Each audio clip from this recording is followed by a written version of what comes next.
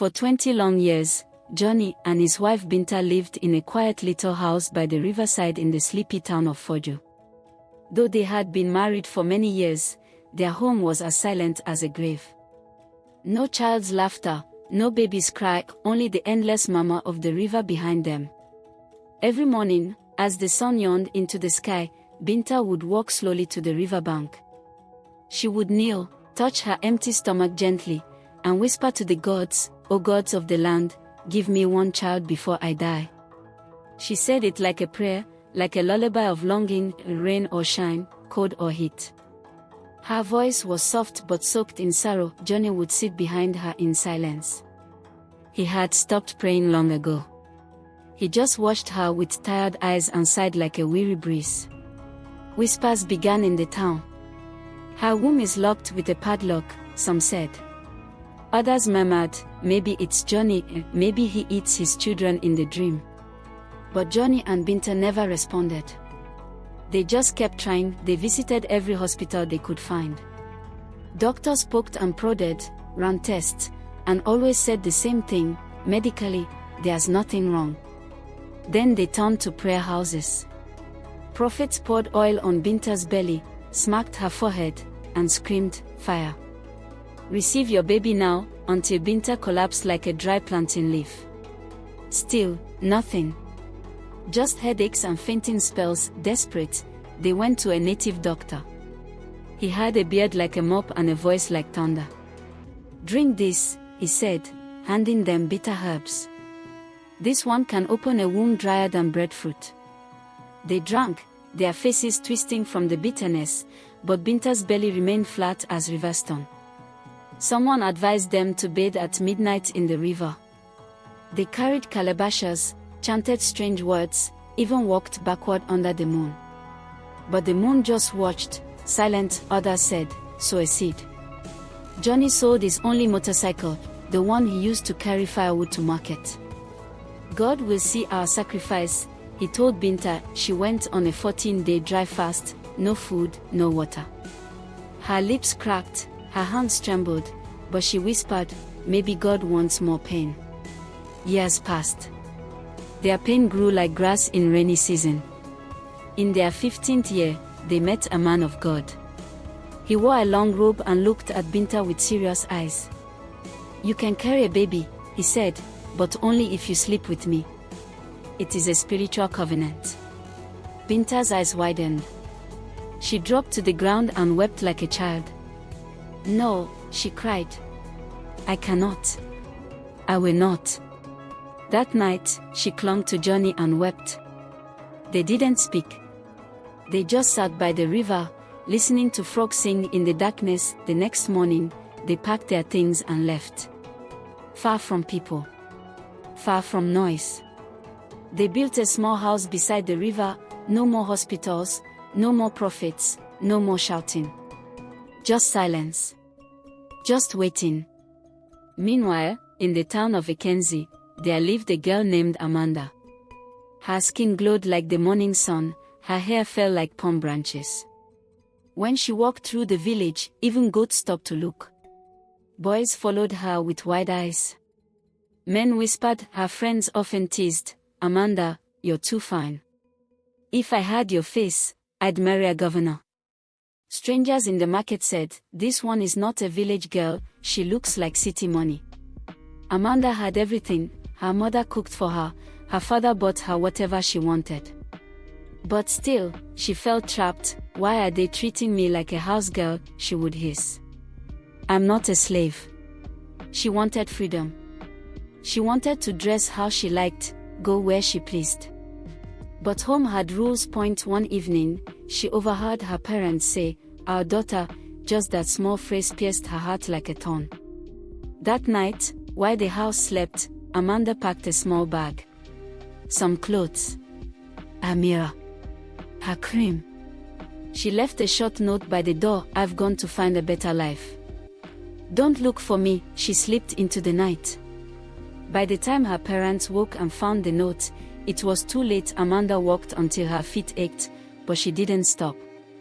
Finally, she reached a new town where she knew no one, but her beauty did the talking. She found a small, clean room. Bought new clothes, short skirts, tight gowns. Painted her lips, styled her hair, wore perfume like flowers in bloom. And no one told her what to do. She laughed every day, made new friends, girls who danced, painted nails, took roadside selfies. "I'm free now," Amanda told her reflection in a car window point one day, as she walked past a large house. A man in white cloth and a gold chain saw her. His eyes locked on her. His name was Chief Oduma. That day, everything began to change. Chief Oduma was drenched in wealth. 4 wives, 7 daughters, but no son. It haunted him. "What is all this wealth?" he often sighed, "if I have no heir?" Then he saw Amanda. 2 weeks later, she walked into his compound in a red wrapper, her face glowing with pride. "I want you as my wife," he said. Amanda leaned in, her voice soft as wind. "I will give you a son, my lord." That night, they married. The compound buzzed with celebration. The other wives watched silently. Amanda became number one. Her room smelled of rosewater and respect. One morning, Amanda vomited. Her hands trembled. Her heart raced. She touched her stomach and smiled. It has happened. When the doctor confirmed the pregnancy, Chief Oduma jumped with joy. "My son is coming," he declared. From that day, Amanda was treated like royalty. Food, comfort, praise, anything she wanted, she got. The other wives watched with bitterness. Amanda didn't care. She rubbed her belly and whispered, "You better be a boy, or else." She believed she wasn't just carrying a child, she was carrying a throne. Then came the night. The moon hung low. Amanda's screams tore through the air. When the baby arrived, the room went quiet. A cry, soft and small. The midwife frowned. "It's a girl." Amanda sat up. "What?" "No. Check again." "It's a baby girl, madam." Amanda's world shattered. "I promised him a boy," she whispered. Later that night, when all was quiet, Amanda took the baby, wrapped in soft cloth, eyes closed, breathing like morning wind, and walked to the river. "I cannot raise a girl," she said. "Girls bring shame. I promised a prince, not this." She raised her hands. Splash, the baby hit the water.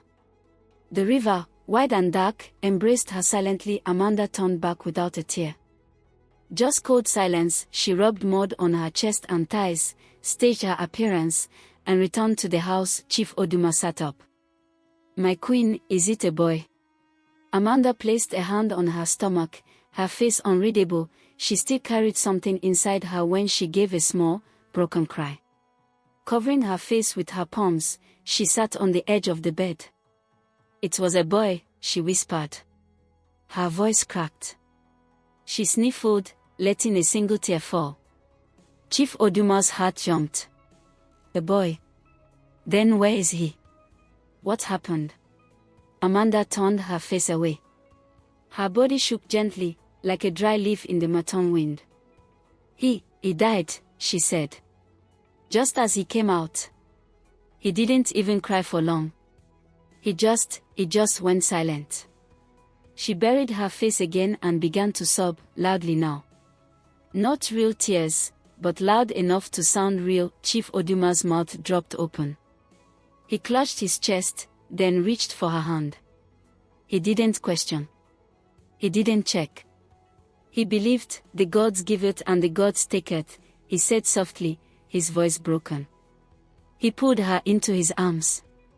"We'll try again. You gave me hope once. You'll do it again, my queen. My queen." Amanda closed her eyes, resting her head on his chest. But in her heart, there was no peace. Because deep down, she knew she had not buried a son, she had buried her shame. But the gods had seen everything.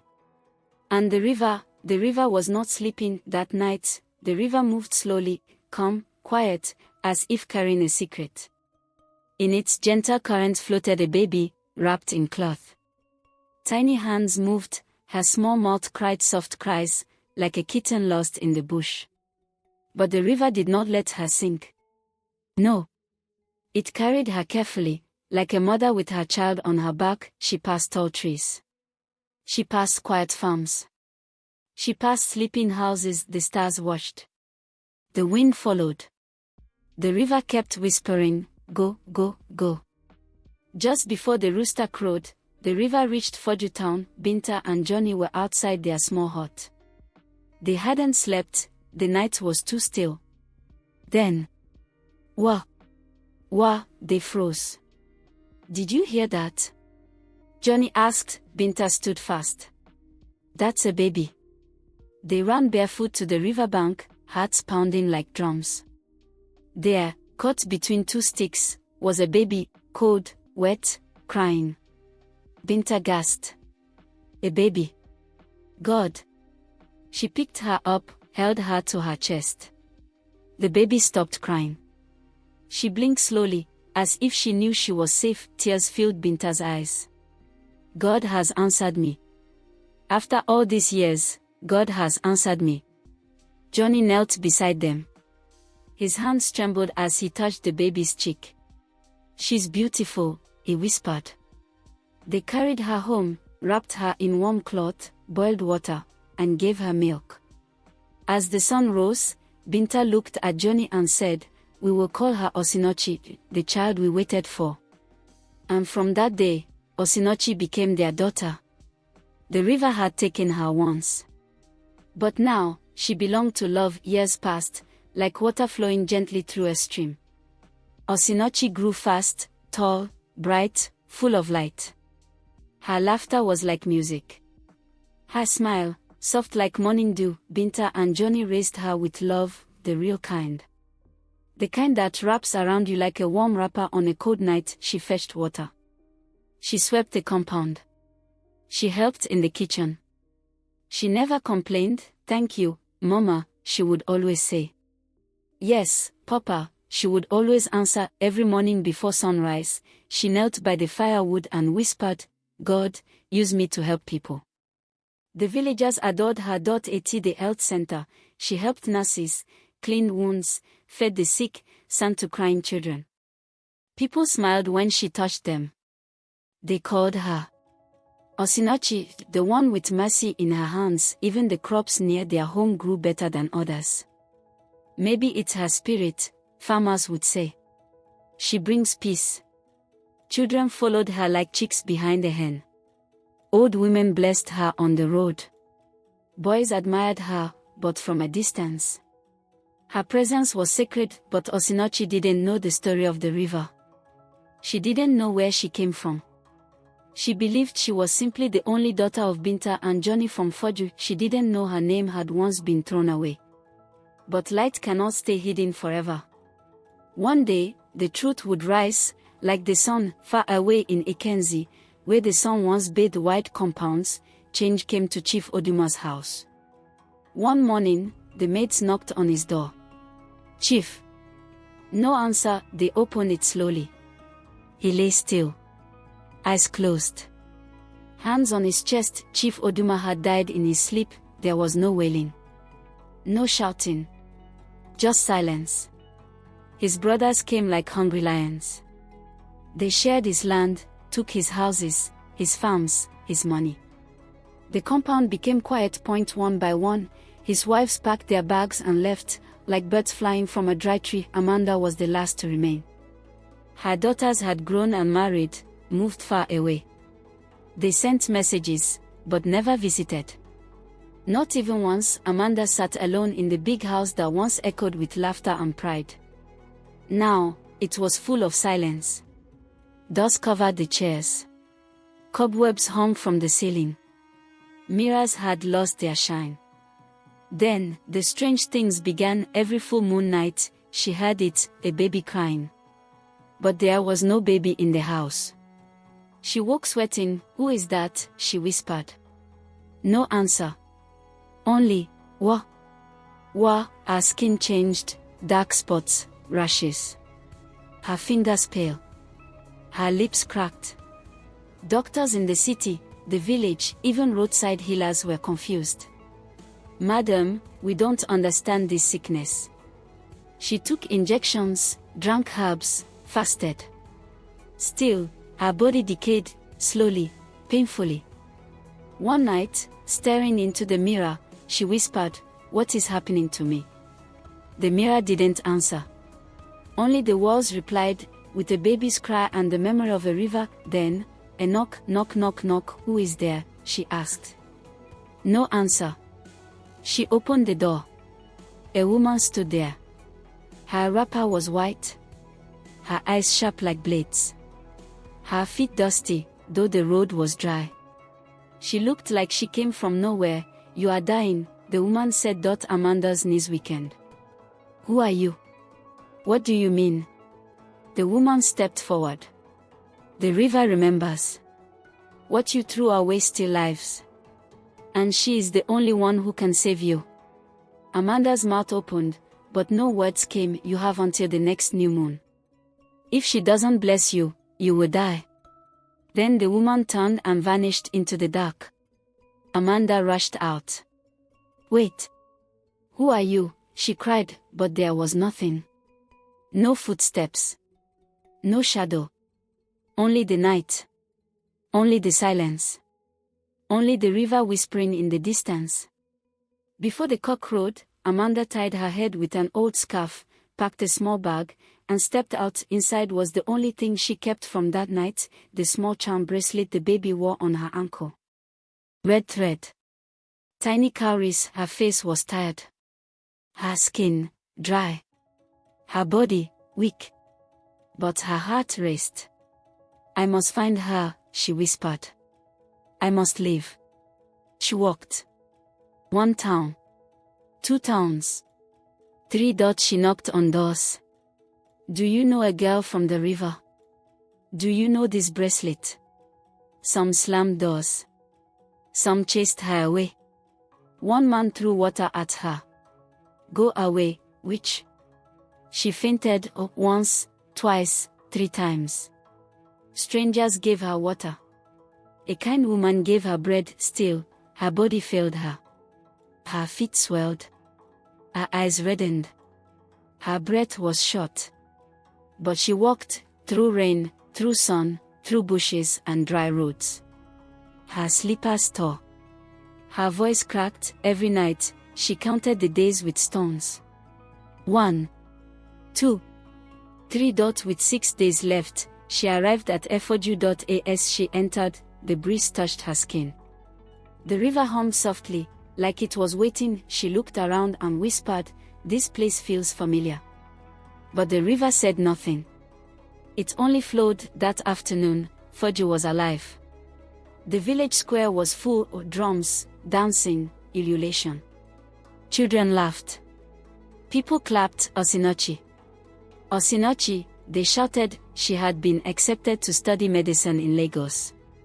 The whole town celebrated, the girl they all loved. The girl of light. She stood glowing in the center. Her white gown sparkled. Her anklet jingled, the same bracelet tied long ago. Amanda arrived at the square, dusty, weak, worn. She looked up. She saw the bracelet. Her mouth fell open. Her legs shook. Her chest thundered. "No. It cannot be," she collapsed. People turned. "Who is this woman? Is she mad?" Amanda pointed. "My child, my daughter, please. I am dying." Osinachi stopped dancing. She turned slowly. Her smile faded. Her eyes met the woman's, and her heart felt something it couldn't name. Amanda crawled. "My child. I threw you away. I made a vow, it had to be a boy. But it was a girl, so gasps filled the air. You are that baby," Amanda sobbed. "The river gave you life. And I am dying. They said only your blessing can save me." Silence fell. Behind Osinachi stood Binta and Johnny.